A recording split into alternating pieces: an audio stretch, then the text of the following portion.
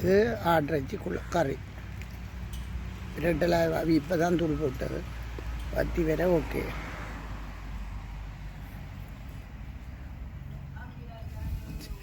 எங்கே நிற்கிறோம்?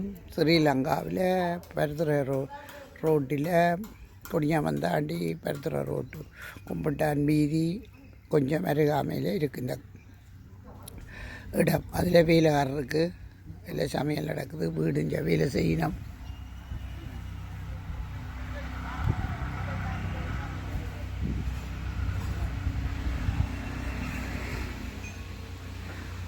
இப்போ நாங்கள் ஒரு சும்மா நாங்கள் வந்து போகிற மாதிரி ஒரு ப்ரேயர் ரூம் மாதிரி அப்படி நடக்குது.